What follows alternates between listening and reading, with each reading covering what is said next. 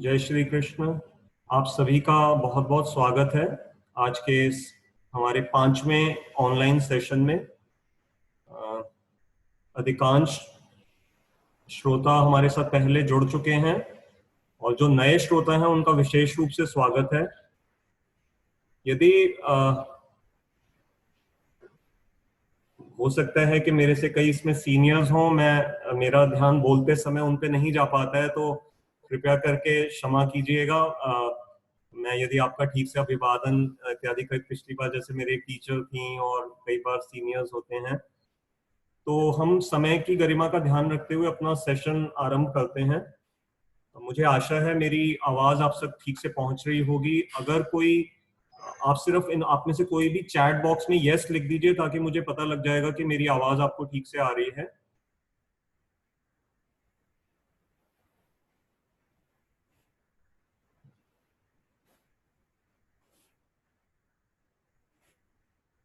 ठीक है, आपने यस लिख दिया है, तो we are starting our session. तो जैसे हमारा एक नियम है कि हम गीता में प्रवेश करने से पहले अपने अपने गुरुजनों का स्मरण करते हैं।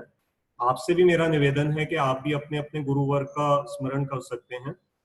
ओम अज्ञान तिमिरंधस्य ज्ञानंजन शलाकया चक्षुरुन्मिलितं येन तस्मै श्री गुरुवे नमः। वाञ्छाकल्पतरुभ्यश्च कृपा सिन्धुभ्येव च पतितानां पावनेभ्यो वैष्णवेभ्यो नमो नमः। तो आ, हम लोग भगवत गीता के 5वें श्लोक से, चैप्टर 1 के 5वें श्लोक से आज आरंभ करेंगे। और हम क्या करते हैं, आप सबकी सहायता के लिए एक स्क्रीन शेयरिंग में भी आरंभ कर दूंगा, तो वो श्लोक आपकी स्क्रीन पे होंगे, आप उनको देख पाएंगे। तो सिर्फ एक सेकंड दीजिएगा, मैं अपनी स्क्रीन शेयरिंग से आपको वो दिखा दूं, 1 मिनट के लिए। ठीक है, मुझे आशा है आप अपनी स्क्रीन पे ये देख पा रहे हैं। पिछली बार हमने श्लोक संख्या 4 किया था, उसमें सिर्फ मुझे याद आ रहा है मैं एक छोटा सा पॉइंट कवर करना रह गया था, तो मैं उसको बस ले करके और फिर हम इसमें आगे प्रवेश करते हैं। तो तीसरे और चौथे श्लोक में कुछ इस तरह से वर्णन आया था कि दुर्योधन जो हैं वो पांडवों की सेना देख कर करके द्रोणाचार्य जी के पास गए हैं। वहां उन्होंने एक शब्द यूज किया था कि पांडुपुत्राणाम पश्येताम पांडुपुत्राणाम। तो एक एक छोटा सा हमारे मन में ये प्रश्न आना चाहिए, ये एक एटिकेट का है मैटर, कि जब देखिए दुर्योधन और ये जो पांडव हैं ये कजन्स हैं आपस में। जैसे आपके घर में जब कोई आपके चाचा जी के बच्चे होते हैं, क्या आप उनको जब संबोधित करते हैं तो क्या आप अपने चाचा जी का नाम लेकर के उनको बुलाते हैं? आप ऐसा नहीं करते, ये शिष्टाचार के विरुद्ध है। हम जनरली अगर मेंशन करते हैं तो अपने कजन्स का नाम से एड्रेस करते हैं, और अगर वो कजन हमसे उम्र में बड़े होते हैं तो फिर हम उनको थोड़ा सा भैया लगा करके और ऐसे संबोधित कर सकते हैं। तो यहाँ बड़ी एक चौथे और तीसरे श्लोक में हमने देखा कि वो कह रहा है दुर्योधन कि पश्य एतान, वो द्रोणाचार्य जी को कह रहा है पश्य एतान पांडु पुत्राणाम। अब पांडु जो है वो दुर्योधन के चाचा जी हैं और उनका नाम लेकर के वो अपने कजन्स को संबोधित कर रहा है। तो यहां से इसका पता लग सकता है कि हमारे को कि उसका कोई ममत्व नहीं है, उसके मन में कोई अटैचमेंट नहीं है अपने ब्रदर्स के प्रति, और वो एक तरह से अपने जो चाचा जी हैं उनका ठीक से सम्मान भी नहीं कर रहा, उनको एड्रेस गलत तरीके से कर रहा। तो आइए आज हम 5वें श्लोक में, मेरे यहाँ बहुत तेज बारिश हो रही है तो शायद पीछे से आपको आवाज डिस्टर्ब करेगी, बट मैं थोड़ा जोर से बोलने का प्रयास करूंगा। श्लोक संख्या 5 में हम प्रवेश करते हैं। दृष्टकेतुश्चेकितानः काशीराजश्च वीर्यवान पुरुजित कुंती भोजश्च शैब्यश्च नरपुंगवः। तो यहाँ जो पहला पहला नाम आ रहा है, ये बेसिकली अभी उसी कंटिन्यूएशन में हम चल रहे हैं कि दुर्योधन जो है पांडवों की सेना के मुख्य मुख्य जो योद्धा हैं उनके नाम द्रोणाचार्य जी को गिनवाता जा रहा है। तो पहला पहला इसने नाम लिया दृष्टकेतुष। इनके बारे में आपने कम सुना होगा, मैं शॉर्ट में बता देता हूं। आपने एक नाम सुना होगा शिशुपाल का। ये शिशुपाल जी की कथा भी बड़ी इंटरेस्टिंग है। ये शिशुपाल जी का जब जन्म हुआ था तो इनका थोड़ा सा ना एबनॉर्मल शरीर था।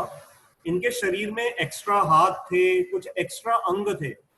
तो इनके बारे में एक आकाशवाणी हुई थी कि इनका वध, इनकी मृत्यु उसके हाथ से होगी जिसकी गोद में जब इस शिशु को दिया जाएगा और ये उसके अंग वापस गायब हो जाएंगे। तो उस समय क्या हुआ कि बहुत सारे लोग, जब जैसे हमारे यहाँ भारत में प्रथा है कि बहुत सारे लोग शिशु के जन्म पे आते हैं, तो जब कृष्ण भगवान शिशुपाल के घर पहुंचे थे तो वहां पर जब शिशुपाल की माँ ने शिशुपाल को कृष्ण भगवान की गोदी में दिया तो उसके ये अंग गायब हो गए। तो उनकी माँ समझ गई कि इसका अर्थ ये है कि कृष्ण के हाथों से शिशुपाल की मृत्यु होगी। ये सुनकर के माँ समझ करके डर गई। तो माँ ने शिशुपाल की, अब हर माँ चाहेगी कि मेरे बच्चे की जान बची रहे, तो उन्होंने भगवान कृष्ण से प्रार्थना करी, आप कुछ ऐसा करिए कि इसकी मृत्यु ऐसे ना हो। तो उन्होंने कहा इसमें तो मैं कुछ कर नहीं सकता, यदि ऐसी आकाशवाणी हुई है तो ऐसा होगा, लेकिन मैं एक वरदान दे सकता हूं, मैं तुम्हारे बच्चे की 100 गलतियां माफ करूंगा। यदि वो मुझे 100 बार भी गालियां देगा, 100 तक मैं माफ कर दूंगा। उसके बाद यदि वो बड़ा आगे तो मैं फिर उसका वध करूंगा। और अगर और हिस्ट्री में जाएं तो जो श्रीमद् भागवतम ग्रंथ है उसमें हमें पता लगता है कि किस प्रकार से भगवान नारायण के जो द्वारपाल थे जय और विजय, एक बार जब चारों कुमार कौन थे, ब्रह्मा जी के मानस पुत्र थे, सनक, सनंदन, सनातन और सनक। एक बार जब वो वैकुंठ लोक पहुंचे तो उनके द्वारपालों जय विजय ने उन्हें रोक दिया था, और जय विजय के रोक देने से वे चारों कुमार क्रोधित हो गए। उन्होंने कहा कि हम भगवान नारायण के दर्शन करने आए हैं, तो तुम कौन हमें रोकने वाले होते हो। उन्होंने उन्हें श्राप दे दिया कि जाओ, तुम इस वैकुंठ लोक में रहने लायक नहीं हो, तुम पृथ्वी पे जाओ और तुम्हें असुरों की योनि में 3 बार जन्म लेना पड़ेगा। तो इस तरह से आपने जो नरसिंह भगवान की कथा सुनी होगी, उसमें हिरण्याक्ष और हिरण्यकशिपु एक उनका जन्म हुआ। उसमें नरसिंह भगवान ने हिरण्यकशिपु को मारा और हिरण्याक्ष को मारा था वराह भगवान ने। ये सभी भगवान के जो अवतार हुए हैं। उसके बाद रावण और कुंभकर्ण, ये जो 2 भाई थे, इनको किसने मारा, भगवान राम ने मारा आकर के। तो ये इस तरह से हुआ। और जो इनका तीसरा जो जन्म हुआ जय और विजय का, वो ये शिशुपाल और दंतवक्र, इन दोनों का हुआ। और इस तरह से भगवान कृष्ण के हाथों इनका द्वापर युग में वध हुआ, और इनकी जय विजय की जो ये मुक्ति होनी थी, भगवान के धाम उनको वापस जाना था, वो इस तरह से चले गए। तो ये शिशुपाल और कोई नहीं, ये वही था। अब इन शिशुपाल का क्या हुआ कि जब राजसूय यज्ञ हुआ, युधिष्ठिर महाराज ने राजसूय यज्ञ किया और उसमें कृष्ण भगवान को अग्र पूजा के लिए चुना गया, तो शिशुपाल को बहुत उस समय क्रोध आ गया कि ये तो एक साधारण वृंदावन का ग्वाला है, ये तो पूर्ण रूप से कहीं का राजा भी इस तरह से श्रेष्ठ रूप से नहीं है, इसका ये भी नहीं पता कि क्षत्रिय है या वैश्य है, इसको कैसे सब लोगों ने चुन लिया। तो इसने सभा के बीच में कृष्ण भगवान के प्रति, उनके प्रति अपशब्द कहने शुरू कर दिए। ऐसा कई बार पहले भी हो चुका था कि शिशुपाल ने भगवान का अनादर किया था, लेकिन वो हमेशा 100 से पहले ना कॉन्शियसली रोक लेता था अपने आप को। तो डर जाता था कि अगर 100 क्रॉस करूंगा तो भगवान मार देंगे। लेकिन यहाँ उस दिन राजसूय यज्ञ के समय उससे रुका नहीं गया, और वो भगवान के प्रति अपशब्द एक के बाद एक उनको एक तरह से गालियां टाइप देता चला गया। और जब उसके 100 क्रॉस हो गए, उसी समय भगवान ने अपने सुदर्शन चक्र के द्वारा शिशुपाल का वध किया। और उसका वध बड़े इस तरह से किया गया, क्योंकि देखिए वो यज्ञ भूमि थी, वहां पर यज्ञ भूमि में अगर खून गिर जाता तो फिर वो अपवित्र हो जाती। तो उस समय शिशुपाल का रक्त जमीन पे ना गिरे, तो भगवान ने कुछ ऐसा विशेष अरेंजमेंट किया कि रक्त की जो धारा थी वो जमीन को नहीं छू पाई, और इस तरह से युधिष्ठिर महाराज का जो यज्ञ है वो अपवित्र नहीं हुआ। उन शिशुपाल का ही बेटा ये धृष्टकेतु थे। और आपके मन में प्रश्न आ सकता है कि जब पिता का वध कृष्ण भगवान के हाथों हुआ, तो धृष्टकेतु ने फिर भी पांडवों की साइड से क्यों युद्ध किया। हो सकता है कि उसके मन में एक घृणा आ जाती, लेकिन वास्तव में ऐसा बताया जाता है कि धृष्टकेतु समझदार थे, वो जानते थे कि ये मेरे पिता की ही गलती थी, इसमें कृष्ण भगवान का कोई ऐसा दोष नहीं था, और शिशुपाल का भी पांडवों से कोई वैर नहीं था। तो इसलिए धृष्टकेतु ने पांडवों की साइड से लड़ाई लड़ी। चेकितान जो है उनका भी मैंने कहीं वर्णन पढ़ा कि चेकितान इन्हीं धृष्टकेतु के पुत्र थे। आपके मन में एक और प्रश्न आ सकता है कि क्या ये बच्चे सब इतने बड़े हो गए थे कि युद्ध में, क्योंकि युद्ध में बच्चा तो लड़ने जाएगा नहीं, कम से कम किशोर अवस्था का होगा। अभी जैसे हम अभिमन्यु के बारे में सुनेंगे कि वो 16 साल के थे। तो ये ऐसा वर्णन आता है कि जब ये महाभारत की लड़ाई हो रही थी, तो स्वयं भगवान कृष्ण, अर्जुन, ये लोग लगभग 100 साल की अवस्था के नजदीक थे कहीं पे। इसलिए इनके बच्चे भी, यहाँ तक कि दुर्योधन का जो बेटा था उसने भी इस लड़ाई में पार्ट लिया था, पांडवों के बेटे जो थे उन्होंने भी इस लड़ाई में पार्ट लिया। तो ऐसे ही धृष्टकेतु का जो बेटा था चेकितान, उसने भी पांडवों की साइड से युद्ध में पार्टिसिपेट किया था। अगला नाम हम देख रहे हैं काशीराज। काशीराज, काशी एक नगरी है हमारे भारत में, बड़ी पवित्र नगरी है। और इनका राजा, तो कुछ कुछ वैदिक काल में ऐसा होता था कि कोई कोई राजा अपने नाम से इतने प्रसिद्ध नहीं होते थे जितना उस स्थल के, उस अपनी कॉन्स्टिट्यूएंसी, अपने क्षेत्र के नाम से जाने जाते थे। तो जैसे कभी कभी आता है दशरथ महाराज के लिए हम कहेंगे अयोध्या, जैसे भगवान राम के लिए कहेंगे अयोध्या नरेश, तो ये अयोध्या का फेम है। ऐसे ही कंस के लिए कहा जाता था मथुरेश, ये मथुरा का राजा है। तो ये काशीराज जो है ये काशी के राजा थे, और इनके लिए शब्द आ रहा है वीर्यवान, था कि बहुत ही बलशाली थे। इन काशीराज की और भी कथा महाभारत के साथ जुड़ी हुई है। देखिए मैं आपको मैंने आज बड़ी इंटरेस्टिंग चीज मैं आपके साथ शेयर करता हूँ, आपको अच्छा लगेगा।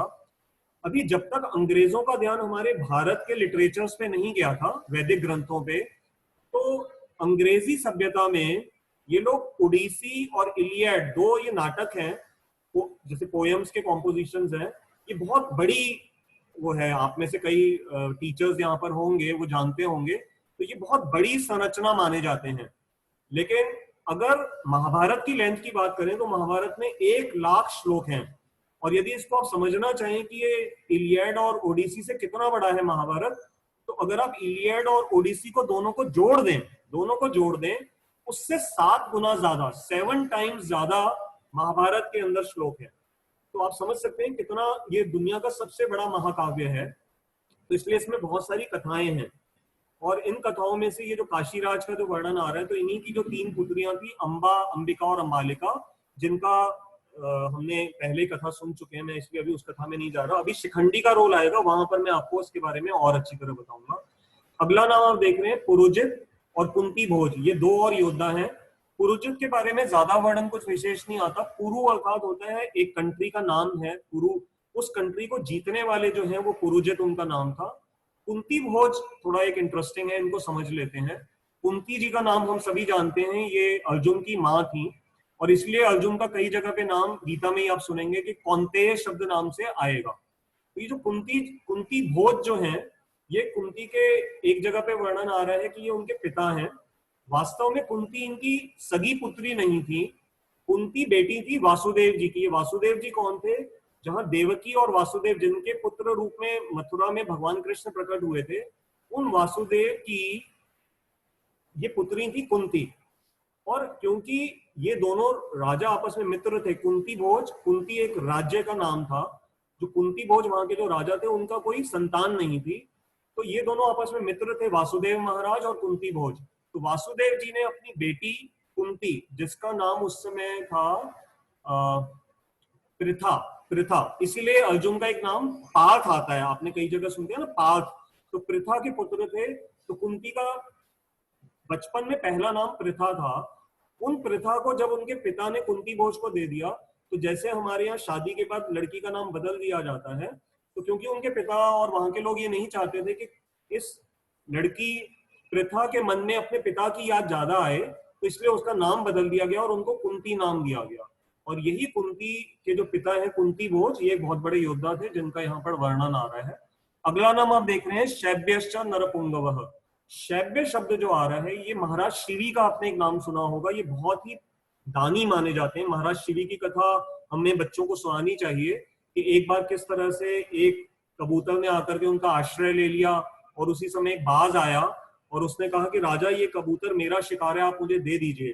तो शिवी महाराज ने कहा कि मैं क्षत्रिय हूँ, इसने मेरा आश्रय लिया है, मैं इसको आपको नहीं दे सकता, आपको जो मेरे से चाहिए ले लीजिए। वो बाज माना नहीं, उसने कहा मेरे को तो यही चाहिए, या फिर आप ऐसा कीजिए कि अपने शरीर का मांस का टुकड़ा उतना इसके कबूतर के वेट के बराबर का मुझे दे दीजिए, जिससे कि मैं यहाँ से चला जाऊंगा। वास्तव में वो देवता ही उनकी परीक्षा लेने के लिए आए थे। तो जब वो कबूतर को एक तरफ तोला गया और शिवी महाराज अपने अंग का मांस काट कर करके रखते गए, तो वो होता क्या था कि वो जितना मांस काटे उतना ही वो पलड़ा भारी हो जाता था कबूतर की साइड का। तो अंततः शिवी महाराज हिचके नहीं और अपने शरीर का दान करते गए। तो तब जब देवता उनसे प्रसन्न हो गए और उनको उन्होंने फिर वर दिया। उन्हीं शिवी के वंश में ये राजा शैब्य आए थे, और ये शैब्य और कोई नहीं है, ये युधिष्ठिर महाराज के ससुर हैं। इनकी पुत्री से युधिष्ठिर महाराज का विवाह हुआ था। और इनके आगे आप एक नाम देख रहे हैं, नरपुंगवः। तो पुंगवः शब्द का अर्थ होता है बैल। अब आपके मन में आ सकता है कि दुर्योधन, हमारे यहाँ इंग्लिश में बुल शब्द को कई बार हम थोड़ा गलत सेंस में लेते हैं, लेकिन पहले के समय में जैसे गाय का वैदिक संस्कृति में सम्मान है, ऐसे बैल का भी सम्मान है, क्योंकि बैल हमारे लिए हल जोतता है, हमारे लिए अन्न उपजाने में हेल्प करता है। और बैल एक ऐसा प्राणी है जो हम बच्चों को बता सकते हैं कि वेजिटेरियन फूड, क्योंकि बैल मांस नहीं खाता, लेकिन बैल बहुत बलशाली होता है। तो बैल एक अच्छा एग्जाम्पल है कि जो वेजिटेरियन फूड खाने से हमें ये नहीं सोचना चाहिए कि हमारे शरीर में कोई कमी रह जाएगी। तो घोड़ा, बैल, ये सभी क्या है, बड़े शक्तिशाली जीव हैं, और ये वेजिटेरियन होते हैं। हाथी भी वेजिटेरियन होता है।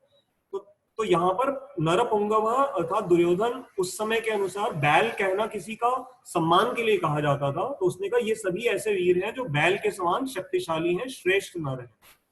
तो अभी हम आगे श्लोक संख्या 6 में आ रहे हैं। जो भी आपके मन में प्रश्न आ रहे हो, कृपया करके कागज पे अपने पास या मन में याद करते जाइए।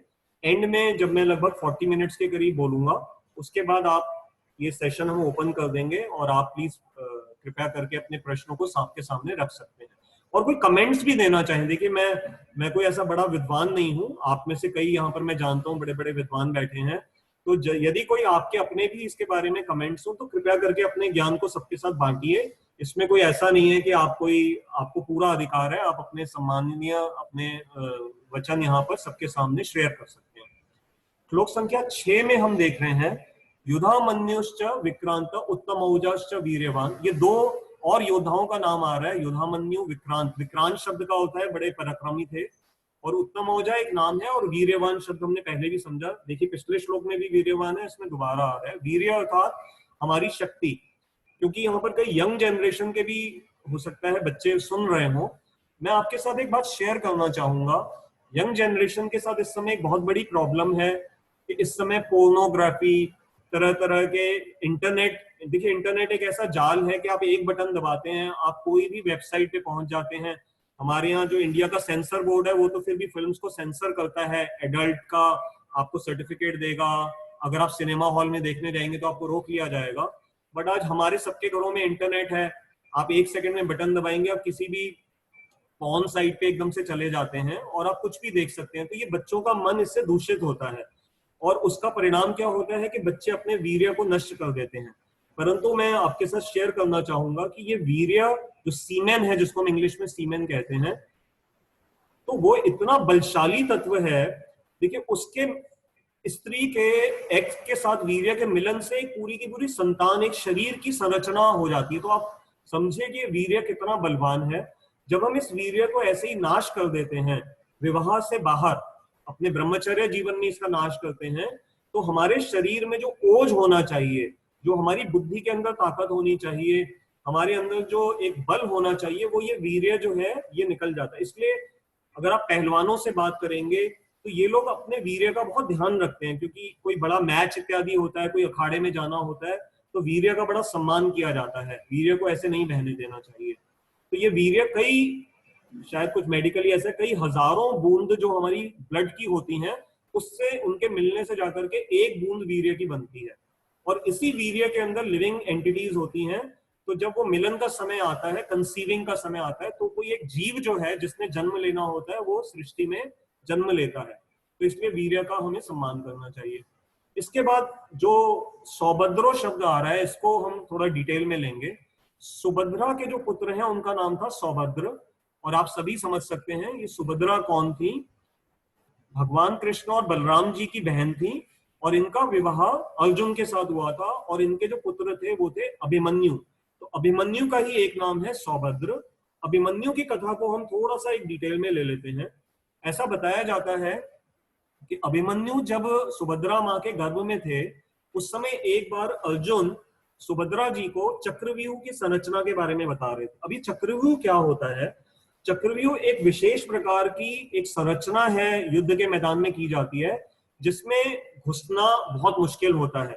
और घुसने के बाद निकलने के लिए भी एक विशेष आर्ट चाहिए होती है। जब तक आप इस आर्ट को ठीक से नहीं समझ पाएंगे आप उसमें से निकल नहीं पाएंगे वापस। तो उस समय जब अर्जुन ये इसको चक्रव्यूह को भेदने का जो ज्ञान दे रहे थे सुभद्रा को, तो अभी वो इतना ही बता पाए थे कि प्रवेश कैसे करते हैं, अभी इसको तोड़ा कैसे जाता है। तो सुभद्रा जी को नींद आ गई और ये जो शिशु था जो अभी जिसका भी जन्म नहीं हुआ था ये गर्भ में सुन रहा था। अब वहां उसका कनेक्शन ड्रॉप हो गया।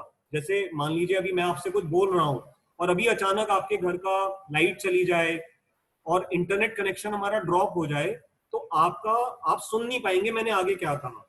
ठीक है, तो वही घटना वहां पर घटी।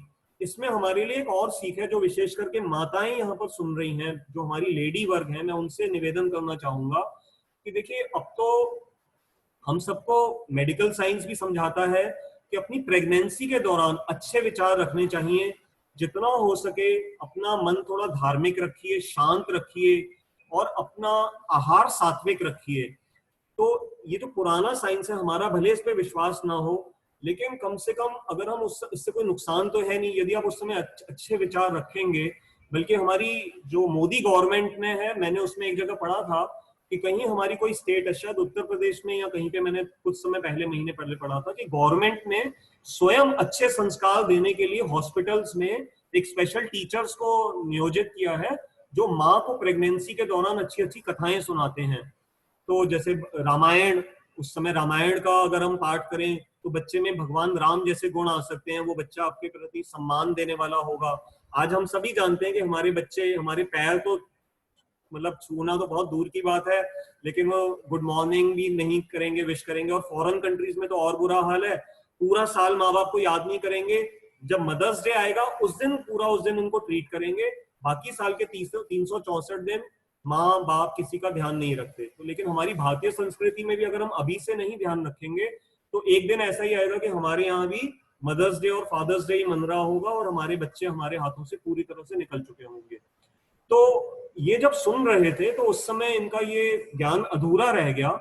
तो एक बार क्या हुआ कि जब ये युद्ध का 13वां दिन था, उस 13वें दिन में दुर्योधन क्या था, रोज आ करके भीष्म पितामह और द्रोणाचार्य जी को ताने मारा करता था कि आप लोग पूरा दिल से नहीं लड़ रहे, हमारे योद्धा तो मरते जा रहे हैं, पांडवों का कोई नुकसान नहीं हो रहा।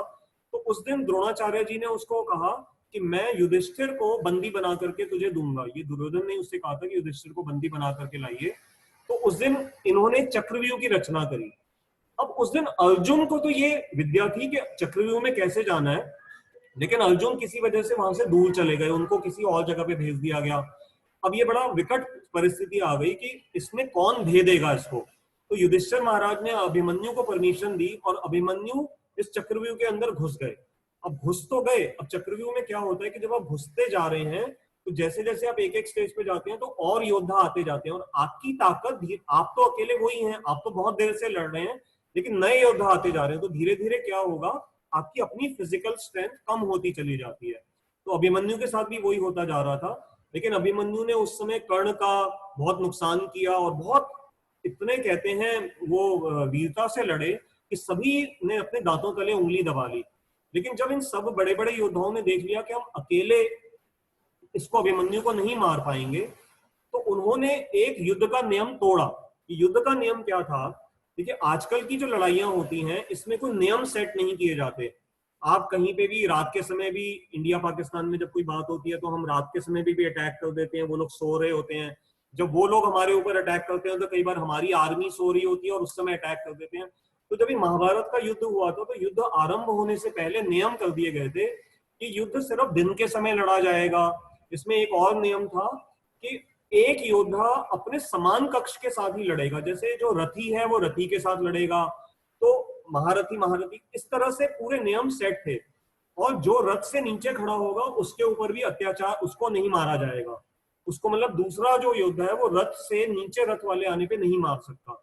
तो उस समय इन्होंने क्या किया, मिलकर करके अभिमन्यु पे अटैक किया। और ये कौन थे, ये कोई साधारण योद्धा नहीं थे, इसमें द्रोणाचार्य जी इन्वॉल्व थे, कर्ण था, कृपाचार्य जी थे। तो ये जितने भी इनके महान योद्धा थे ना उस समय कौरवों के, ये सब जुड़ गए। ये 6 या 7 योद्धा थे और उन्होंने मिल कर करके अभिमन्यु के ऊपर अटैक कर दिया। और अभिमन्यु रथ से नीचे आ चुका था और ये लोग अपने रथों पे थे। तो ये भी एक इन्होंने युद्ध के नियम को उस समय तोड़ा और उस समय अभिमन्यु वीर गति को प्राप्त हुए। एक और भी कथा अभिमन्यु के साथ आती है, कई बार लोग पूछते हैं कि अच्छा अर्जुन तो उस समय हेल्प करने नहीं आ सकते थे, तो बाकी पांडव उस समय कहाँ थे? हुआ क्या था कि जयद्रथ, आपने पिछली बार एक जयद्रथ की छोटी सी कथा सुनी थी, मैं दोबारा से आज उसको बता रहा हूँ कि जयद्रथ सिंधु देश के राजा थे। उनको एक शिवजी से एक वर मिला हुआ था कि कभी एक बार ऐसा समय आएगा जब वो चाहेंगे तो पांचों पांडवों को रोक लेंगे। जयद्रथ योद्धा कौशल्य में पांडवों के सामने कुछ भी नहीं थे, लेकिन क्योंकि उस दिन शिव जी का वरदान था तो जयद्रथ ने अपने कौरव सेनापतियों को बता दिया था कि आप लोग इसको फंसा लेना अंदर अभिमन्यु को, मैं इस चक्रव्यूह के बाहर खड़ा होकर करके उस दिन अपने शिव जी के अपने इस वो जो मेरे को वर मिला हुआ है मैं उसको यूज कर लूंगा और उस दिन पांचों पांडव मिलकर के भी मेरे को हरा नहीं पाएंगे और वो अंदर नहीं आ पाएंगे। तो इसलिए पांडव रक्षा के लिए नहीं पहुंच सके। अब आपका एक प्रश्न हो सकता है कि अच्छा कृष्ण भगवान ने उस समय अभिमन्यु को क्यों नहीं बचाया? तो इसके पीछे कथा है। वास्तव में अभिमन्यु जो है वो ऐसा वर्णन आता है कि वो चंद्र के पुत्र थे और क्योंकि जब ब्रह्मा जी ने सभी देवताओं का आह्वान किया था कि अब इस महाभारत की लड़ाई, ये जो लीला होने वाली है, पृथ्वी से असुरों का नाश होगा, तो सभी देवी देवताओं को पृथ्वी पे बोला था कि आओ, तो चंद्र ने बोला कि मैं अपने बेटे को नहीं भेजूंगा। तो फिर जब वो बिल्कुल भेजने के लिए तैयार नहीं हो रहे थे तो उनको एक कंसेशन दी गई, अच्छा तुम अपने बेटे को भेज दो, उसको हम थोड़ा जल्दी भेज देंगे वापस। तो इसलिए जो अभिमन्यु था उनका रोल इतना ही था और उनको युद्ध से जल्दी 13वें दिन ही उनकी विदाई इस तरह से वीरगति के माध्यम से हो गई। लेकिन अभिमन्यु से हमारे को एक सीख लेनी है। माताओं की तो सीख मैंने आपके सामने बता दी कि युद्ध के गर्भ के समय अपना ध्यान रखना है, लेकिन जो हम लोगों को, जो हम बिजनेसमैन हैं, जॉब करते हैं, हमें ये ध्यान रखना चाहिए कि जब जीवन में कोई ऐसी विकट परिस्थिति आ जाए तो उसमें अगर घुसने से, प्रवेश करने से अगर लगे कि हमारे लिए रिस्क है, जैसे अभी बारिश का सीजन आएगा, आप गाड़ी चला रहे हैं या मान लीजिए टू व्हीलर चला रहे हैं, तो आपको ये पता होना चाहिए कि टू व्हीलर जब हम किसी बारिश में स्लिपरी रोड पे चलाते हैं तो हमारे टायर की ग्रिपिंग स्ट्रेंथ कम हो जाती है, उसमें स्किडिंग की प्रॉब्लम आ सकती है। तो आपको उस समय ध्यान रखना चाहिए कि मैं तेज गति से ना चलाऊं। तो ये अपने समर्थता का हमारे को नजर होनी चाहिए। बिजनेस में उतना ही रिस्क लेना चाहिए जितनी हमारी क्रेडिट वर्दीनेस है। अगर हम उधार बहुत ज्यादा माल देते जा रहे हैं और सोच रहे हैं नहीं नहीं कोई बात नहीं मैं संभाल लूंगा, तो कई बार ये हमारी कुशलता को फिर वो ओवर पावर कर जाएगा और नुकसान में चला जाएगा। इसमें एक और आजकल के जमाने में जो सीख हमारे लिए, जैसे अभी कोरोना का समय चल रहा है, तो अगर हम इसके प्रति अपने आप को थोड़ा सा नेग्लिजेंट मूड में आ जाएंगे, कोई बात नहीं थोड़ा बाहर चले जाते हैं, बच्चे कह रहे हैं चलो आज बाहर किसी रेस्टोरेंट में जाकर के खा आते हैं, या मॉल्स अभी जैसे 8 तारीख से मॉल्स मैंने सुना है खुल जाएंगे, तो अच्छा चलो मॉल्स में शॉपिंग करने चले जाते हैं। तो ठीक है आप जाइए, लेकिन ध्यान रखिए कि जो सरकार ने हमारे को निर्देश दिए हैं या डॉक्टर्स बताते रहते हैं हमें उसका पालन करना है, उसमें मूर्खता नहीं दिखानी है। तो इसलिए अभिमन्यु के जीवन से हमने ये सीखा कि अपनी कुशलता का वहां पर ध्यान रखना चाहिए और उतना ही पराक्रम दिखाना चाहिए जितना कि सबके लिए ठीक हो। इसके बाद आप एक शब्द देख रहे हैं द्रौपदेयश। द्रौपदी जी के जो पुत्र थे, 5 पांडवों से द्रौपदी जी का एक एक बेटा था, उनके नाम मेरे पास हैं लेकिन मैं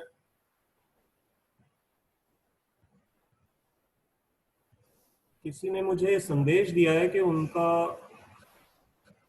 वो लॉग इन नहीं कर पा रहे हैं, बट आप सब तो हैं एनीवे, उनकी चलिए पर्सनल प्रॉब्लम होगी, मैं बाद में देख लूंगा। द्रौपदी के जो 5 पुत्र थे इनके लिए दुर्योधन कह रहा है कि ये सब भी महारथी हैं।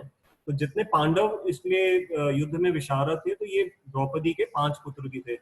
आगे जब अश्वत्थामा का वर्णन आएगा तो मैं उस कथा को थोड़ा सा बताऊंगा कि किस प्रकार से द्रौपदी के 5 पुत्रों को मार दिया गया। अब हम इनके लिए बताया जा रहा है महारथा। तो मैंने पिछली क्लास में आप सबके सामने बताया था महारथी वो होता है जो एक साथ 10,000 योद्धाओं के साथ युद्ध कर सकता है, उसको महारथी बोलते हैं। तो इस तरह से दुर्योधन जो है अपने इसने इन सबका नाम लिया। अब 7वें श्लोक में हम देख रहे हैं अस्माकम तो विशिष्टता। ये अभी तक दुर्योधन जो है पांडवों के योद्धाओं के नाम गिना रहा था, अचानक उसको याद आया खड़े खड़े कि मैं इतनी देर से पांडवों के योद्धाओं के नाम बोल रहा हूं, तो कहीं लोग ये ना समझ लें कि मैं बहुत ज्यादा डर गया हूं। अब मुझे अपनी जो सेना है उसका मन का बल बढ़ाना है। अब वो द्रोणाचार्य जी को कह रहा है अस्माकम, अस्माकम अर्थात जो हमारी सेना के जो विशिष्ट योद्धा है तान निबोध द्विजोत्तम, द्विजोत्तम द्विज जमा उत्तम, तो हे उत्तम द्विज। द्विज शब्द महत्वपूर्ण है, आप में से कई जानते होंगे। ज होता है जन्म लेना और द्वि अर्थात दोबारा जन्म लेना। तो दोबारा जन्म का क्या अर्थ हुआ, हम तो माँ के पेट से तो एक ही बार जन्म लेते हैं, तो द्विज कौन होता है? तो जब हम एक गुरु को जब जीवन में धारण करते हैं, गुरु से उपनयन संस्कार होता है और हमारे को जनेऊ दिया जाता है, तो उसको कहा जाता है कि हमारा जीवन में दूसरा जन्म हुआ। ठीक है, उसके बाद गुरु से हरिनाम और ये दीक्षा लेने के बाद, गायत्री मंत्र को लेने के बाद जो है, हम फिर द्विज बनते हैं। तो द्विज ब्राह्मणत्व को, ब्रह्म को जानने का पहली स्टेज है द्विज। उसके बाद फिर ये और बढ़ता जाता है, इसकी अलग अलग और कैटेगरीज हैं, वो मैं अभी यहाँ पर नहीं जा रहा। तो द्विज के बाद और कैटेगरी है, फिर ब्राह्मण, ऐसे ही बढ़ता जाता है। तो ये कह रहे हैं कि आप द्विजों में उत्तम हो, अर्थात ब्राह्मणों में आप श्रेष्ठ हो हे द्रोणाचार्य जी। असल में क्या है, इससे पहले के श्लोकों में दुर्योधन जो है द्रोणाचार्य जी को बड़े बुरे शब्दों से उसने सरकास्टिक रिमार्क्स दिए थे। आपको पिछले बार का याद होगा, जब उसने द्रुपद के साथ उनकी जो घटना का वर्णन किया था। अब वो मनी मन सोच रहा है कि मैंने जितना उनको नेगेटिव बातें बोलनी थी अब बोल दी, अब समय आ गया कि मैं उनको थोड़ा सा पॉजिटिव, उनका चमचागिरी करूं, मतलब उनको थोड़ा सा बटरिंग करूं। तो अब इसलिए वो उनके प्रति अब सम्माननीय शब्द यूज कर रहा है। अब यहाँ कह रहा है तान निबोध। देखिए पहले था पश्य, पश्य शब्द आया था जब उसने द्रोणाचार्य जी को कहा था कि आप सामने देखिए पांडवों की सेना को, इसलिए कहा पश्य। और अपनी सेना कहाँ है, वो तो द्रोणाचार्य जी के पीछे खड़ी है, इसलिए कह रहे हैं उसको जानिए। निबोध, निबोध शब्द से क्या होता है, बोध धातु से है। अब आप उसको जान लीजिए, क्योंकि वो तो आपके पीछे है ना, और मैं आपके सामने खड़ा हूं। तो मैं आपके पीछे खड़ी हुई जो आपके योद्धा खड़े हैं, मैं उनके बारे में आपको बता देता हूं। तो इसलिए ये निबोध शब्द यहां पर आया। आगे कह रहे हैं नायका मम सैन्यस्य, कि मेरी सेना के जो नायक हैं, जो विशेष विशेष हीरोज हैं, संज्ञार्थम तान ब्रवीमी थे, आपको बताने के लिए मैं अब उनका वर्णन कर रहा हूं। तो अब जो दुर्योधन है, इसके बाद के जो श्लोक आ रहे हैं, उसमें वो कुछ अपनी सेना के जो मुख्य मुख्य उसके सेनापति इत्यादि हैं, उनके बारे में वो बताएगा। तो मैं भी यहाँ पर ये स्क्रीन बंद कर करके अब श्लोक संख्या 8 को ला रहा हूं। एक सेकंड के लिए बस मुझे समय दीजिएगा।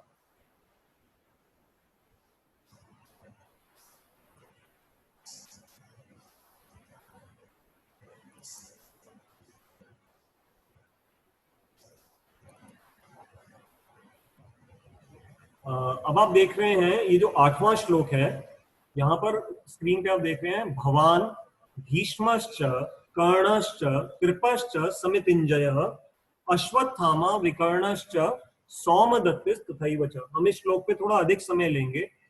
मैंने पिछली बार आपको बताया था कि ये कुछ श्लोक अभी आएंगे, जो पहला अध्याय है, इसमें इन सब के बारे में जानना इसलिए जरूरी है क्योंकि हमें दुर्योधन की साइकोलॉजी को समझना है, उसके मन में क्या चल रहा है समझना है। और इसके बाद जब गीता का मुख्य उपदेश आरंभ होगा तो हम उसकी जो भूमिका है वो ये सभी है। तो इसलिए मेरे साथ थोड़ा सा ये धैर्य रखिएगा, हम इनको समझ लें। भवान, भवान शब्द का अर्थ होता है आप। सबसे पहले दुर्योधन जो है वो महान योद्धाओं के बारे में बताने से पहले भगवान कह रहे हैं, भगवान अर्थात द्रोणाचार्य जी को कह रहे हैं कि आप। अब यहाँ प्रश्न आता है कि भीष्म वास्तव में देखा जाए तो द्रोणाचार्य से ज्यादा बड़े योद्धा भीष्म माने जाते हैं। तो उसको कहना तो ये चाहिए था कि भीष्म का नाम पहले आना चाहिए था, लेकिन हम सभी जानते हैं कि दुर्योधन बहुत डिप्लोमेटिक है। तो एक तो वो अब उनकी बटरिंग कर रहा है द्रोणाचार्य जी की, एक बात। यहाँ तो स्क्रीन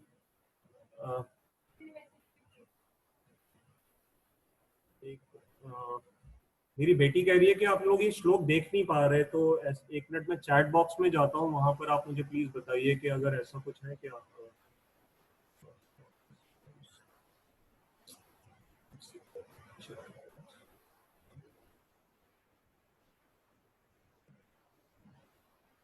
अनु आप एक सेकंड मुझे कॉल करके बता दो कि अगर वो इसमें नहीं, इसमें चैट बॉक्स भी कहीं नजर नहीं आ रहा।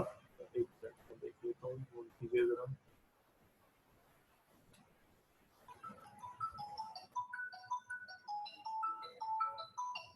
हाँ जी, okay okay okay okay okay, ठीक है ठीक।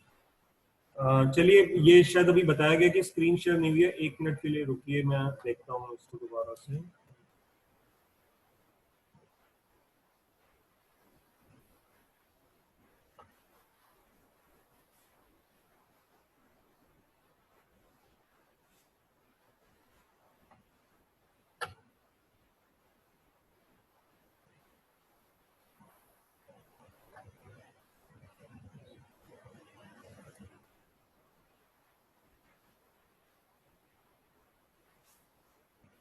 अब आई थिंक आप देख पा रहे होंगे। अ, भगवान भीष्मश्च कर्णश्च, तो भीष्म पहला पहला नाम आ रहा है, मतलब सॉरी, भगवान के बाद आ रहा है। तो मैं आपसे बता रहा था कि क्यों उसने भीष्म का नाम क्यों नहीं लिया पहले, क्योंकि एक तो वो द्रोणाचार्य जी को थोड़ा सा वो उनको मन उनका वो अपनी तरफ से सॉफ्ट करवाना चाह रहा है, और दूसरी बात उसकी जो बात है वो सुन रहे हैं इस समय द्रोणाचार्य जी, भीष्म थोड़े दूर खड़े हैं। तो उसको ये जानता है कि मैं जो भी कह रहा हूँ वो भीष्म पितामह को अभी पता नहीं लगेगा कि मैं क्या कह रहा हूँ। तो उसने उसका मौके का फायदा उठाया और सबसे पहले कह रहा है कि द्रोणाचार्य जी, ये आपके बारे में मैं अब ये बात कह रहा हूँ। अब द्रोणाचार्य जी के बारे में हम काफी बातें पहले कर चुके हैं, लेकिन एक दो इंपॉर्टेंट बात अब यहाँ पर ये बताता जाता हूँ आपको, इनकी मृत्यु कैसे होगी, क्योंकि फिर ये बाद में टॉपिक्स नहीं आएंगे। तो वास्तव में द्रोणाचार्य जी और भीष्म और ये कृपाचार्य, ये जो 3 महान योद्धा थे, तो युद्ध शुरू होने से पहले युधिष्ठिर महाराज इनको प्रणाम करने गए थे, क्योंकि ये इनके गुरुजन थे। तो जब ये प्रणाम करने गए थे तो युधिष्ठिर महाराज ने उस समय उनसे पूछा था कि आप तीनों मुझे बताइए कि हम आपको युद्ध में कैसे मार सकते हैं, हम तो जानते नहीं, आप तो इतने पराक्रमी योद्धा हैं। तो वहां पर द्रोणाचार्य ने ये बताया था, जब तक मैं लड़ रहा हूं, जब तक मेरे हाथ में अस्त्र शस्त्र हैं, तुम मेरे को नहीं मार सकोगे, ये संभव ही नहीं है, और मेरी मृत्यु भी मेरी मर्जी से ही होगी। तो जब मैं छोड़ दूंगा ना अस्त्र शस्त्र, तभी तुम मार पाओगे।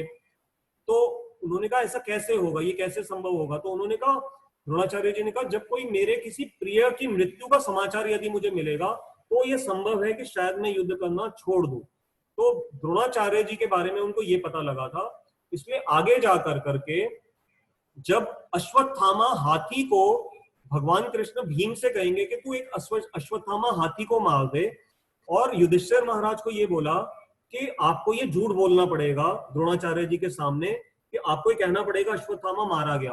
लेकिन युधिष्ठिर महाराज बहुत सत्यवादी थे, वो ये बात माने नहीं। इसलिए युधिष्ठिर महाराज को दोष लगा, क्योंकि युधिष्ठिर महाराज सिर्फ जागतिक रूप से सत्य को इंपॉर्टेंस दे रहे थे, वो ये नहीं देख रहे थे कि मुझे जो आदेश दे रहे हैं वो स्वयं भगवान है, सृष्टि के मालिक हैं। यदि भगवान कहें कि झूठ बोलो, तो उस समय बोलने से झिझकना नहीं चाहिए। हमारे शास्त्रों में ऐसी बहुत कथाएं आती हैं। एक कोई ऋषि थे, वो भी इसी तरह युधिष्ठिर महाराज की तरह सत्यवादी थे। तो एक बार क्या हुआ, कई शिकारी लोग ना, वो डाकू टाइप के शिकारी थे, तो उन ऋषि के आश्रम के सामने आए। तो उस समय उन्होंने उनसे पूछा कि ऋषि, यहाँ से थोड़ी देर पहले ना एक हिरणों का कोई झुंड गया था, आपने उसको देखा है? तो वास्तव में वो जो ऋषि थे उन्होंने देखा था, तो उन्होंने सच बोल दिया कि हाँ मैंने देखा है, वो इस दिशा की ओर गए हैं। और उन शिकारी ये जो डाकू थे, उन्होंने जाकर के उन हिरणों को बहुत बुरी तरह से मार दिया। तो उसका दोष लगा था उन ऋषि को। ऋषि ने सत्य बोला था, लेकिन उसका सजा उनको भुगतनी पड़ी थी। तो ऐसे ही जब युधिष्ठिर महाराज को ये बोला गया कि आप ये बात बोल दीजिए, तो युधिष्ठिर महाराज हिचकिचाए थे। तो खैर उस समय कृष्ण भगवान ने क्या किया कि जब अश्वत्थामा के मरने की न्यूज, अश्वत्थामा कौन थे? द्रोणाचार्य के पुत्र थे। तो जब द्रोणाचार्य जी को ये दूर दूर से सुनाई दिया कि अश्वत्थामा मारा गया, अश्वत्थामा मारा गया, तो उनको विश्वास नहीं हो रहा था। उन्होंने कहा यदि युधिष्ठिर कहेगा तो मैं मान जाऊंगा कि अश्वत्थामा मारा गया है। तो उन्होंने युधिष्ठिर से पूछा, तो युधिष्ठिर महाराज ने बोला, हतो मतलब अश्वत्थामा, कुछ ऐसे संस्कृत में शब्द आया, फिर बाद में वो कहते हैं नरो वा कुंजरो वा, कुंजर होता है हाथी। तो जब उन्होंने ये बोला नरो वा कुंजरो वा, कि या तो नर मरा या कुंजर अर्थात हाथी मरा, उस समय पे बहुत जोर से नगाड़े बजा दिए गए। तो द्रोणाचार्य जी वो सुन ही नहीं पाए कि युधिष्ठिर महाराज ने बाद में क्या कहा था। तो उनको ये लगा कि अश्वत्थामा की मृत्यु हो गई, और वो पुत्र मोह में उन्होंने समाधि में बैठ गए और अपने जो अस्त्र शस्त्र थे वो छोड़ दिए, और उन्होंने अपनी योग माया, अपनी योग शक्ति से अपने प्राणों को उस समय अपने देह से अलग कर लिया। तो उसी समय जो धृष्टद्युम्न, आपको याद होगा धृष्टद्युम्न द्रुपद के पुत्र थे, उनको ये वर मिला हुआ था कि वो द्रोणाचार्य जी का वध करेंगे। तो धृष्टद्युम्न वहां आए और वो द्रोणाचार्य जी को मारना चाहते थे। तो युधिष्ठिर महाराज वगैरह ने सबको उनको रोका कि इन्होंने अपना शरीर छोड़ दिया है, इनके प्राण अब इसमें नहीं है, तो तुम इनका क्यों वध कर रहे हो। लेकिन धृष्टद्युम्न ने कहा कि नहीं, मुझे ये वर मिला हुआ है और अब मैं अपने आप को रोक नहीं सकता, और उसने वध से मतलब तलवार से फिर द्रोणाचार्य जी का गर्दन अलग कर दी थी। तो इस तरह से द्रोणाचार्य जी का महाभारत में ऐसे अंत हुआ था, अपनी मर्जी से ही वो जा सकते थे। अब अगला हम देख रहे हैं भीष्म पितामह। भीष्म पितामह के बारे में आप सभी बहुत सारी बातें जानते हैं। उनके बारे में इतनी कथाएं हैं कि किस प्रकार से उन्होंने अपने व्रत का पालन करते हुए स्वयं परशुराम जी तक से भी लड़ाई कर ली। जब अंबा परशुराम जी के पास गई और उसने उनसे कहा कि आप भीष्म को सजा दीजिए कि वो मेरा अपहरण कर करके ले आया, और जिन राजा शल्य से मैं जो विवाह करना चाहती थी, अब मुझे शल्य भी स्वीकार नहीं कर रहे हैं, तो मैं तो न घर की रही न घाट की रही, तो आप इन भीष्म को सजा दीजिए। तो परशुराम जी भीष्म के पास गए, उन्होंने कहा तुम अपना व्रत तोड़ो ब्रह्मचर्य का और इससे शादी कर लो। भीष्म पितामह ने कहा नहीं, मैंने प्रतिज्ञा कर रखी है, मैं प्रतिज्ञा नहीं तोड़ूंगा, अपना ब्रह्मचर्य नहीं छोड़ूंगा। तो उस समय भीष्म और परशुराम जी की लड़ाई हुई, और उसमें भीष्म ने एक तरह से परशुराम जी पे विजय पा ली थी, और इतने महान ये योद्धा थे। तो भीष्म को भी मारा नहीं जा सकता था। तो भीष्म को जब मारने की जो ट्रिक जब युधिष्ठिर महाराज ने पूछी, तो भीष्म ने कहा मैं तुम्हें अभी नहीं बताऊंगा, ये तुम्हें कृष्ण भगवान उस समय युद्ध में जब सही समय आ जाएगा तो तुम्हें पता लग जाएगा। तो जब लड़ते लड़ते जब 10वां दिन आ गया युद्ध का, तो 10वें दिन भीष्म पितामह को मारने के लिए जब कोई और तरीका समझ नहीं आ रहा था, तो आपको याद होगा शिखंडी का, अगर आपने टीवी पे जब महाभारत देखी होगी तो शिखंडी का वर्णन आता है। शिखंडी द्रुपद की पुत्री थी, धृष्टद्युम्न की ही बहन। मतलब वास्तव में क्या था, वो जन्म तो हुआ उनका हुआ था स्त्री रूप में, बाद में किसी एक कुबेर के संरक्षक से उनका जो जेंडर एक्सचेंज करने का उनको वर मिल गया था, तो पुरुष बन गए थे लेकिन थे स्त्री मूलतः।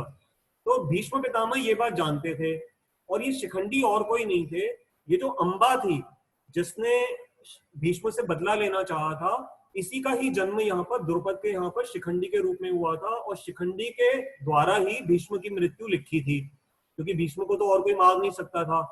तो युद्ध के 10वें दिन शिखंडी युद्ध में सामने आ गए भीष्म के सामने, और भीष्म ने पहले ही कह रखा था, दुर्योधन को भी अपनी कमजोरी बता रखी थी कि वैसे मुझे कोई नहीं मार सकेगा, लेकिन यदि शिखंडी मेरे सामने आ जाएगा तो क्योंकि वो मूलतः एक स्त्री है और मैं स्त्री के साथ लड़ाई नहीं करूंगा, ये मेरे नियमों के विरुद्ध है, मैं वहां हथियार डाल दूंगा।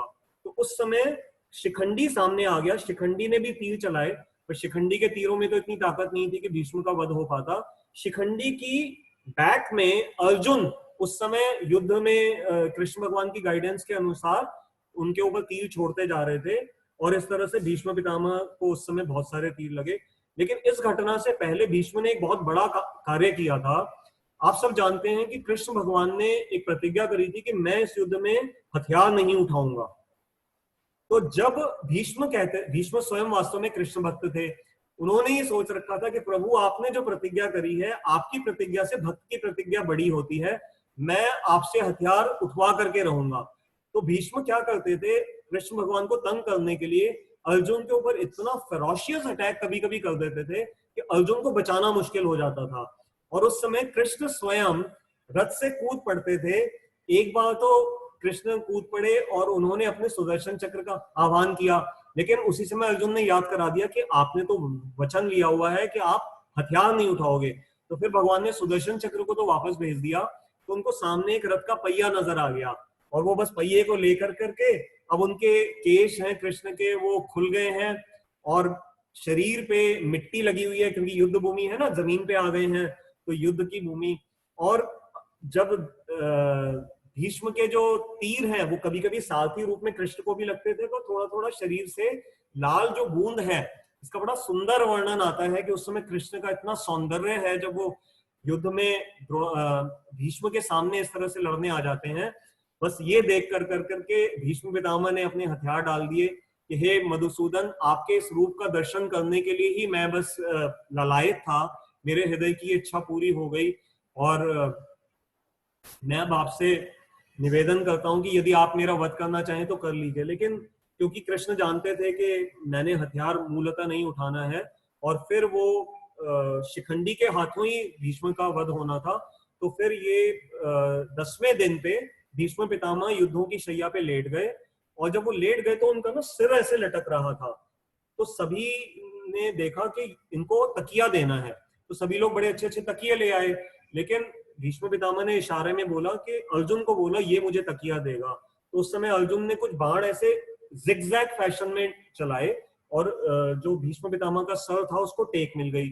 फिर भीष्म पितामह ने कहा मुझे प्यास लग रही है, तो सभी उनके लिए पानी भर भर करके ले आए और शरबत इत्यादि ले आए, लेकिन भीष्म पितामह ने कहा मुझे ये जल नहीं चाहिए, अर्जुन को बताओ वो मेरे को जल पिलाएगा।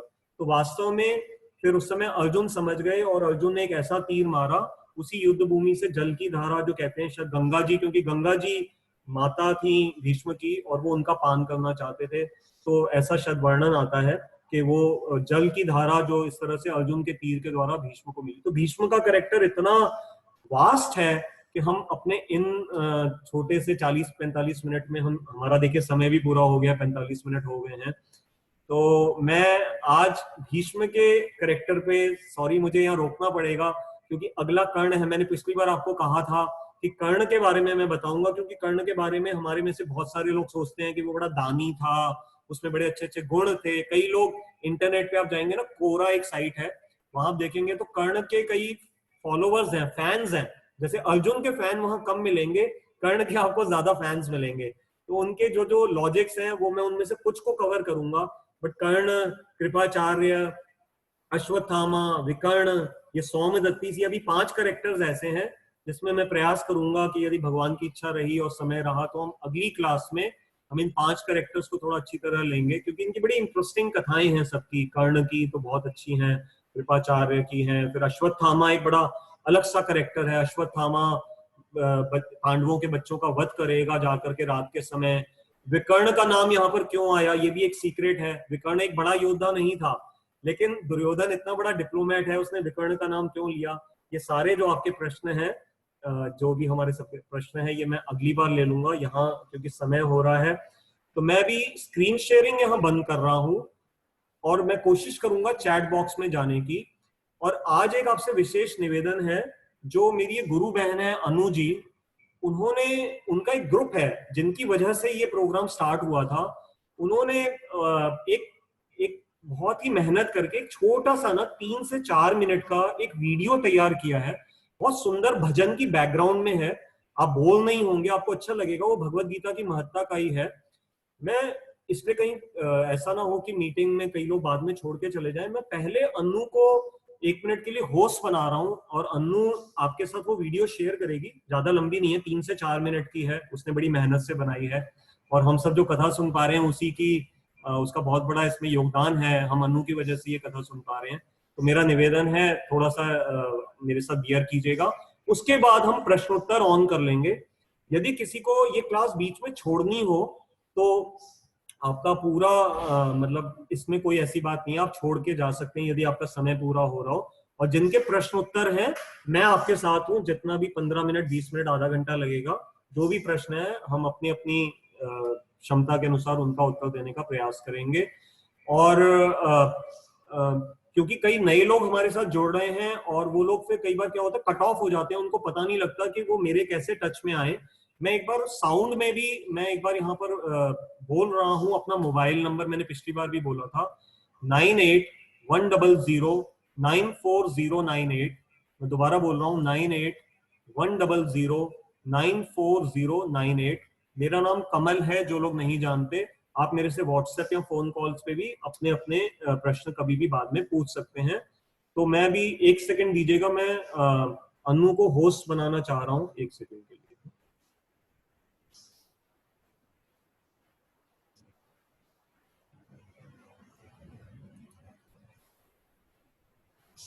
अनु, मैंने आपको अब होस्ट बना दिया है, आप कृपया करके बोलिए, और आपको जो भी शेयर, मैं एक मिनट स्टॉप शेयरिंग भी कर दूं यहाँ पे, ठीक है। आप देखिए, आप कर पा रहे हैं इस समय जो भी।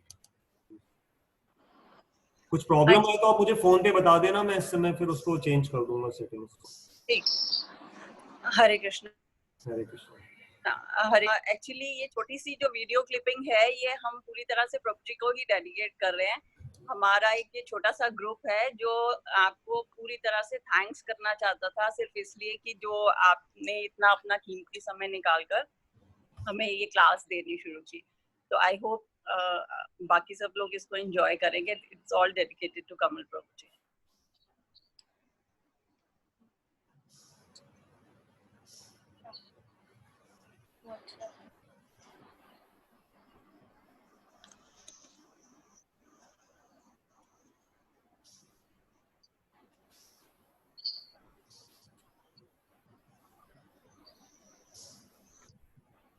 जय राधा माधव कुंज बिहारी।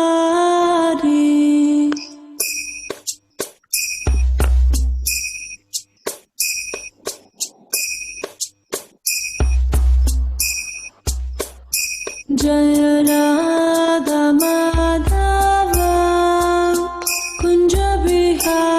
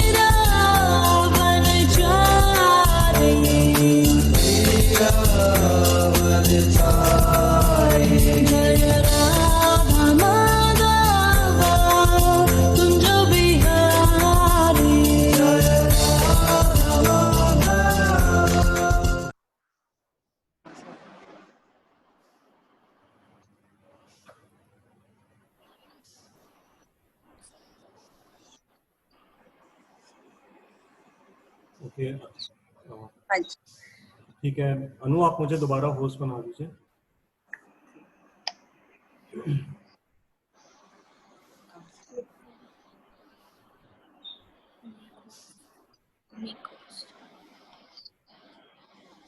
अनु मुझे आप होस्ट बना दी, ठीक है, ओके ओके। तो थैंक यू अनु, बहुत अच्छा था।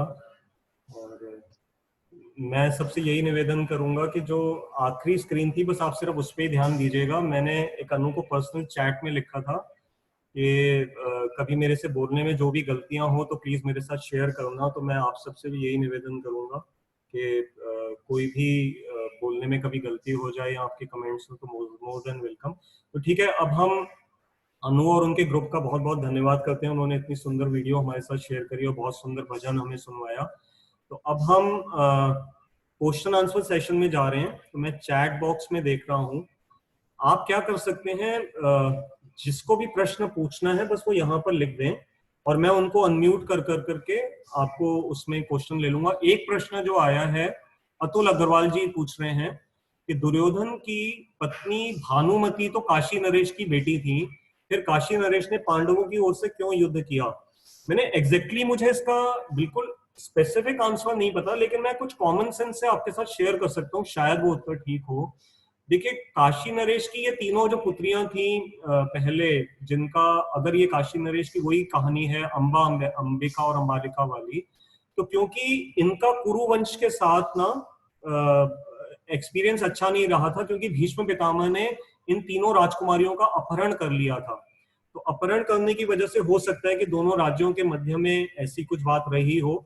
तो मुझे इस स्टोरी को थोड़ा सा और इन्वेस्टिगेट करना पड़ेगा। मैं अगली बार यहाँ आपको पर्सनल आईडी पे चैट करके बता दूंगा कि अगर दुर्योधन की जो पत्नी भानुमति थी तो वो हमारे को कैसे उसमें इस कथा के साथ इसका क्या लिंक है, मैं थोड़ा सा और इसको क्लियर कर दूंगा अगली बार। आगे प्रश्न देख रहा हूँ, मनोज मित्तल जी जो हमारे डीएवी एल्यूमिनाई के हेड हैं ऑल इंडिया, उनका स्वागत है। वो पूछ रहे हैं क्या आत्मा वीर्य में होती है या एग में या कहीं और बाद में आती है? नहीं, ऐसा वर्णन आता है कि जिस संतान ने जन्म लेना होता है, जिस जीव ने जिस घर में जन्म लेना होता है, तो अन्न के माध्यम से, ये जो हम भोजन करते हैं, जो प्रकृति, देखिए वर्षा से अन्न होता है, ये भगवद गीता में आगे हमें समझ आएगा। तो वर्षा के माध्यम से उस अन्न में, उस क्रॉप में वो जीवात्माएं आ जाती हैं। फिर ये जो क्रॉप है ये हमारे घरों तक पहुंचता है, और जब उस घर का जो मेल मेंबर है, जब वो हम उस अन्न को खाते हैं, उसी अन्न से हमारा खून बनता है, ब्लड बनता है, और उसी ब्लड से, मैंने जैसे भी पहले बताया था, हमारा वीर्य बनता है, सीमेन। उस वीर्य में ऐसे बहुत सारे आत्माएं आ चुकी होती हैं, जो जिनमें से कोई भी एक आत्मा चूज की जाएगी प्रकृति के अनुसार, जिसने उस घर में जन्म लेना होगा। वो कंसीविंग के टाइम पे फीमेल एग से उसका फ्यूजन होगा, और वो जो आत्मा है वो फिर फीमेल एग के फ्यूजन के साथ, फिर वो हम आगे जानते हैं कि कैसे वो धीरे धीरे एम्ब्रायो और वो सब जो स्टेजेस हैं बायोलॉजिकली, वो हम सभी जानते हैं। तो जो आपका प्रश्न है क्या आत्मा वीर्य में होती है, जी हाँ, ये वीर्य में होती है, एग में नहीं होती है। और उसके बाद ये फिर स्त्री के गर्भ में इसका गर्भाधान संस्कार जो हमारे यहाँ होता है, तो ये भी एक संस्कार है। तो इस तरह से उस समय ऋषि मुनियों का स्मरण किया जाता है, मंत्रों का उच्चारण किया जाता है, भगवान को साक्षी माना जाता है, और ये गर्भाधान संस्कार के माध्यम से वो आगे जाते हैं। आगे कह रहे हैं एक, आई होप मनोज मैंने आपका उत्तर दे दिया, और प्रश्न हो तो आप प्लीज आगे फॉलो दे दीजिएगा। एक आगे कह रहे हैं, dear Kamal ji, I would like to suggest you to know, ये हमारे अजय शाह जी हैं, हमारी फार्मा एसोसिएशन के पैट्रन हैं, बहुत सीनियर। तो आपका स्वागत है Ajay Shah ji. I would like to suggest you to know the moral of every श्लोक. It helps us to self introspect ourselves. ठीक है अजय जी, मैं मॉरल एक असल में क्या है, अभी जो मॉरल जो आएगा ना समझने का, वो गीता में जब कृष्ण भगवान बोलना आरंभ करेंगे दूसरे अध्याय से, वहां पर कुछ टीचिंग्स धीरे धीरे आएंगी, तो वो मैं वहां से आपकी इस को इम्प्लीमेंट कर पाऊंगा। अभी तो क्या, अभी अर्जुन के प्रश्न आएंगे और अभी दुर्योधन बोल रहे हैं, तो इसमें स्टोरीज ज्यादा हैं, तो इसलिए ये आगे आ जाएगा। थैंक यू मनोज, आपने थैंक्स लिखा है। और कोई प्रश्न जिनके भी आज से रिलेशन में या आज के अलावा भी यदि कोई प्रश्न हो तो आप पूछ सकते हैं, ऐसी कोई बात नहीं, हम उनको ले सकते हैं। गुलशन जी कह रहे हैं Hare Krishna Prabhu ji, please share this video bhajan on my ID, bhajan was very relaxing.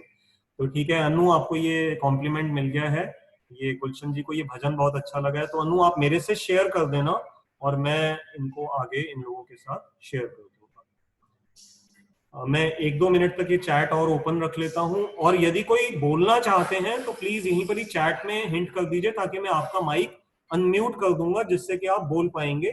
कोई भी सीनियर्स यहाँ पर हो, अभी मैं सीकरी भाई साहब को देख रहा था, वो बहुत सीनियर हैं, शायद हमारे कुछ कुलाची के सीनियर टीचर्स प्रोफेसर्स हैं, यदि वो आशीर्वाद देना चाहें, कुछ भी बोलना चाहें, आप सबका स्वागत है। प्लीज सिर्फ चैट बॉक्स में लिख दीजिए तो आई विल अनम्यूट यू। मैं सबको एक साथ अनम्यूट कर दूंगा तो एकदम शोर मच जाता है और वो नहीं हो पाएगा। अनु आप सबको थैंक यू कर रही हैं।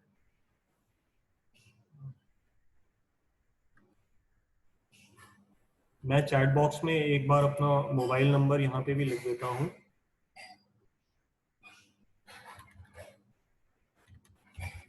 ताकि जो लोग चैट से इस समय देख रहे हैं तो इसको मेरे मोबाइल नंबर को ले लें। कुछ लोग थैंक्स कर रहे हैं, आपका भी देखिए ऑर्गेनाइजिंग टीम तो है ही है, लेकिन आप सब श्रोताओं का बहुत बहुत धन्यवाद है, क्योंकि आप सुनने आते हैं, इसी से ही हमारे को बहुत इससे इंस्पिरेशन मिल रही है और अच्छा और स्टडी करने का मिल रहा है। अरविंद मित्तल जी कह रहे हैं आपने आत्मा वाला सवाल, अच्छा आप और अरविंद जी आप कुछ पूछना चाहें तो और क्लियर कर दीजिए, और अगर आप सिर्फ थैंक्स करना चाहते हैं तो धन्यवाद। अच्छा आपने लिख दिया, आपने उसका आत्मा का जवाब बहुत अच्छा दिया, थैंक यू। तो ठीक है, संगीता दीदी भी सबको थैंक्स कर रही हैं, अनु को भी थैंक्स मिल रहे हैं, ठीक है। रेनू जी हैं कोई, उन्होंने भी एनरिचिंग सेशन करके कमेंट्स दिए हैं। तो आई होप अगर आप परमिशन दें तो फिर हम इसको एंड कर सकते हैं। अगर कोई बोलना चाहें तो प्लीज मोस्ट वेलकम। एक मिनट में नामों में देख लेता हूँ कोई सीनियर जिनको मैं मिस कर रहा हूँ। मैं एक नाम गौतम बुद्धिराजा जी को यहाँ देख रहा हूँ, वो मेरे बिजनेस के मित्र हैं, और ये और इनकी पत्नी बहुत श्रद्धा से भगवत गीता को स्टडी कर रहे थे, तो मेरा इनसे और मैं इनके बारे में बताऊंगा कि आज इन्होंने अपने परिवार के मेरे को 5 कॉन्टैक्ट नेम्स शेयर किए, और ये बहुत अच्छी बात है। अगर हमें मैं इसलिए नहीं कह रहा कि उन्होंने मेरे लिए यहाँ पर इस प्रोग्राम में उनको ऐड किया, वो तो बहुत अच्छी बात है ही है, लेकिन एक बहुत ये और अच्छी बात है कि अपने परिवार, जैसे जब हम कोई अच्छी मूवी देखते हैं और हम अपने परिवार को बताते हैं, अच्छा कोई रेस्टोरेंट के बारे में पता लगता है तो हम बताते हैं। तो गौतम जी को इन क्लासेस के बारे में, वो स्वयं गीता के वैसे विद्वान हैं, उन्होंने ही मुझे ये आइडिया दिया था कि आप इस जूम की फाइल को वीडियो फॉर्म में सबके साथ शेयर करो, तो इसका श्रेय गौतम जी को जाता है। तो थैंक यू गौतम जी, आज आपने अपने परिवार के बहुत सारे लोगों को हमारे साथ जोड़ा है। कुछ लोग आईफोन इत्यादि ये नाम रखते हैं, तो मेरा निवेदन है अगर आप अपना नाम यहाँ पर अपना नाम डाल देंगे तो हमारे को सबका अच्छा लगेगा। जयंत आहूजा जी एक आई सर्जन है, मेरे स्कूल के मित्र हैं, बहुत सीनियर आई डॉक्टर हैं, वो भी इस समय हैं हमारे साथ, तो बहुत अच्छी बात है। आई सर्जन का यहाँ बड़ा रोल है, क्योंकि धृतराष्ट्र जन्म से देख नहीं सकते थे, और अर्जुन के मन में अभी एक अंधकार आ जाएगा जो हम अभी आगे देखेंगे, तो ये जो आंखों का बड़ा रोल है इसमें, तो इसलिए आई सर्जन्स का बड़ा स्वागत है विशेष रूप से। एक हमारे कुमार अंकल हैं, ये श्रीनगर से हमारे साथ कनेक्टेड हैं। देखिए श्रीनगर में कुमार अंकल मुझे बता रहे थे कि वहाँ 2G कनेक्शन है, they don't have 3G, 4G की तो बात ही छोड़िए, तो वो बड़ी मुश्किल से सिर्फ साउंड को सुन पाते हैं, वीडियो ज्यादा शायद नहीं देख पाते हैं, परंतु कितना उनकी डेडिकेशन है, वो श्रीनगर से हमारे साथ जुड़े हुए हैं और इस समय साथ हैं।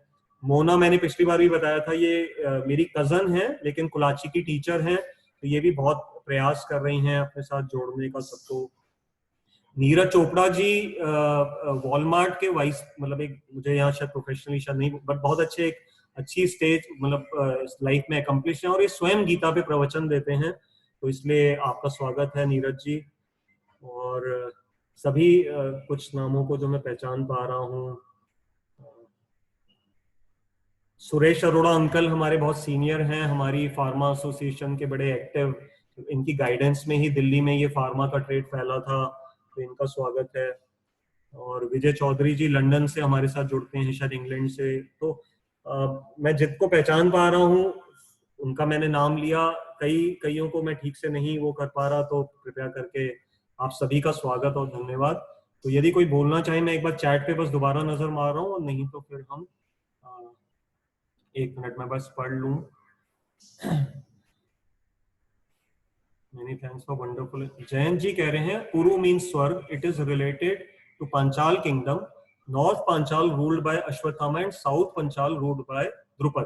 तो ठीक है जयंत जी, बहुत बहुत धन्यवाद, आपने ये हमारे साथ इनपुट शेयर करी कि पुरुजित जो नाम एक आया था योद्धा का, तो वहां मैंने उनकी डिस्क्रिप्शन ये मिली थी, तो पुरु मीन्स स्वर्ग. तो ओके, तो स्वर्ग हो सकता है या कोई कंट्री हो सकती है, तो it is related to Panchal kingdom. अर्थात पांचाल के, तो नॉर्थ पांचाल जो था वो अश्वत्थामा जी रूल कर रहे थे और साउथ पांचाल द्रुपद.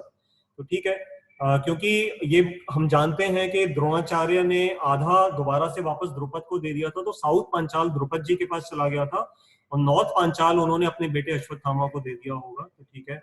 उसके बाद श्रुति सानी जी थैंक यू कर रही हैं. अरविंद मित्तल जी कह रहे हैं हमें डेली कितने श्लोक पढ़ने चाहिए, प्लीज टेल.